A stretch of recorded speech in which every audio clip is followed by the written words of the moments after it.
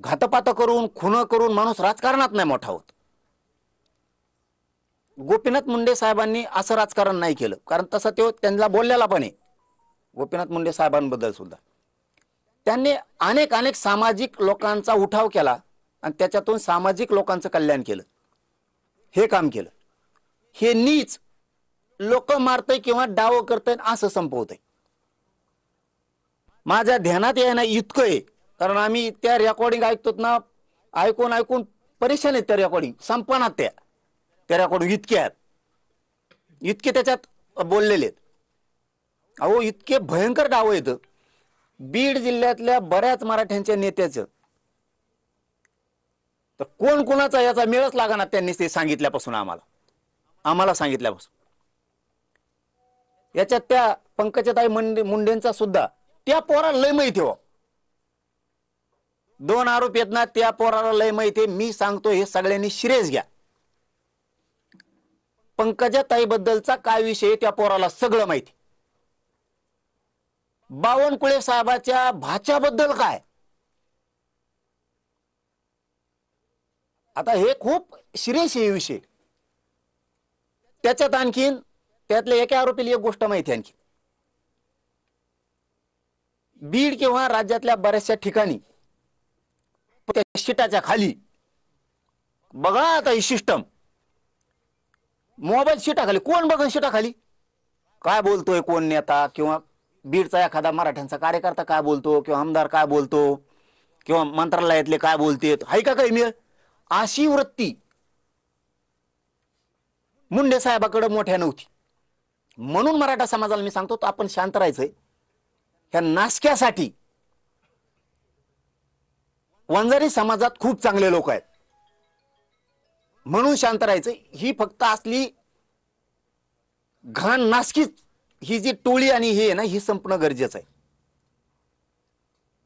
कारण याला ना जात मिली तरी चालतंय, याला कुणी मिलं तरी चालतंय, फक्त राजकारण लागतंय आणि ब्लॅकमेल करून राजकारण करायचं प्रत्येकाकडे। आता खाली जर मोबाईल ठेवलेला असला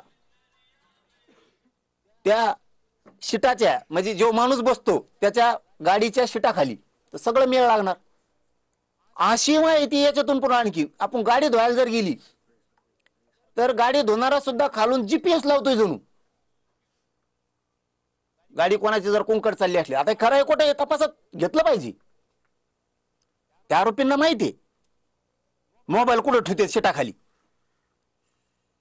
जर एखाद्याचा येणे जणू सत्कार केला बरं का राजकीय नेत्या, हो तुम्ही ओबीसीचे असताना मराठीचा असताना याच्यात घुसा, नुसतं मायावरच काय आरोप करता। अरे मी खमके होतो म्हणून तर त्याच्या टोळीला आतापर्यंत कोणी हातच नाही घातलेला, नसतात त्यांनी माग काय केलंय पुढं काय करायचंय हे कोणालाच काही कळत नाही। ही पहिली घटना आहे, त्याची यंत्रणाच कमजोर केली सगळी। म्हणून तर आम्ही बापट ठरलो। म्हणून सांगतो हे सगळ्यांसाठी खूप महत्वाचं आहे। एखाद्याला जर फोटो दिला ना, जणून फोटो नसतो का आपला असा एखादा मोठा असतो कशाचा, काचाच्या बाहेरचा असा, त्याच्या सुद्धा कॅमेरे बसलेले जणू, कॅमेरे बसलेले। हो आता ते घरात काय करीत असं एखाद्या बार, मग त्याच्यावर ब्लॅकमेल करतो काय। बरं आला चार्जिंगचा विषय, त्याच्यात चार्जिंगचा विषय आलाच ना पुन्हा, आणि मग ते घर पुसणारे कशाला आहेत, त्याला डब्बल पगार द्यायचा, टिबल द्यायचा। एखाद्याचा पीए, समजा एखाद्याचा पीए नाही बॉडीगार्ड एखाद्याचा, त्याला 5 पट पगार। याची सिस्टम एखाद्याचा पीए त्याला वाढून, हे महाराष्ट्रासाठी खूप अवघड आहे। याच्यात ना त्या पंकजाताई मुंडे बद्दल सुद्धा त्या आरोपीकडे खूप आहे, राज्यातल्या कार्यकर्त्याबद्दल तर खूपच आहे। मी काय त्यांचं ते भाऊ बहीण आहे म्हणून नाही म्हणत, ते बोललंय आम्हाला।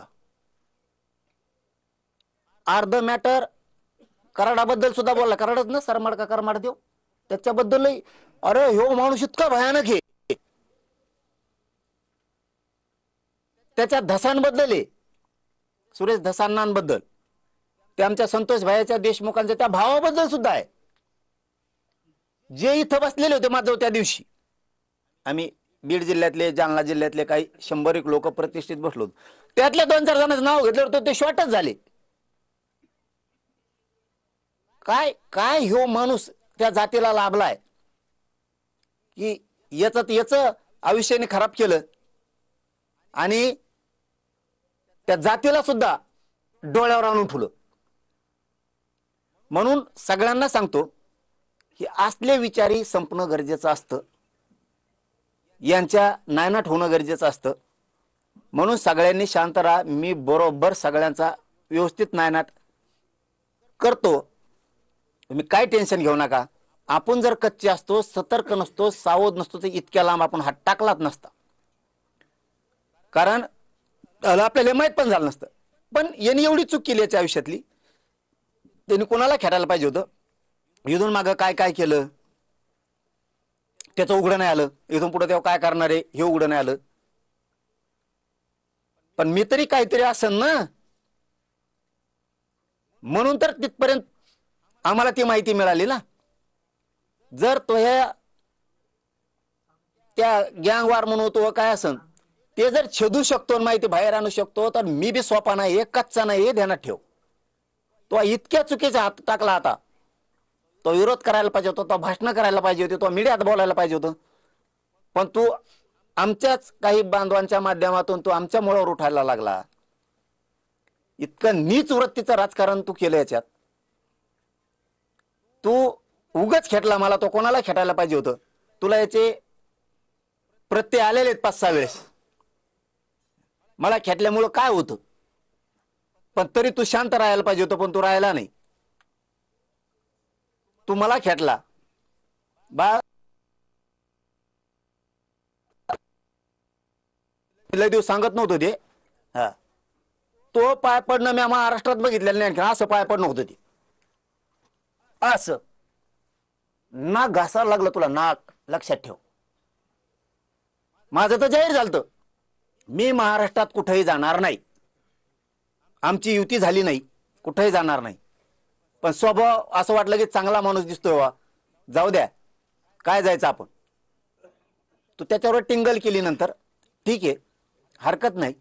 तू किती खालच्या थराला जाऊ शकतो हे याच्यातून लक्षात आलं. गोळ्या देणं, गाड्या देणं, मग मारणं, आमजवळ ते सगळे. मला वाटतं आणखीन आम्ही, तुम्ही जर सहकार्य करत असला तर 2-4 दिवस जर आम्ही नाही दिलं ते, तर तपास कामात चांगलं होईल असं मला वाटतं. नसता ते सगळे तुम्हाला खाजगीत ऐकू घालायचं असलं, मी सगळ्याला ऐकू घालतो, पत्रकार बांधवाला, म्हणजे तुमचा विश्वास बसल. एखादी क्लिप तपास कामी मला वाटतं. जर तुम्ही 4 दिवस जर मला आणखीन 2-4 दिवस जर वेळ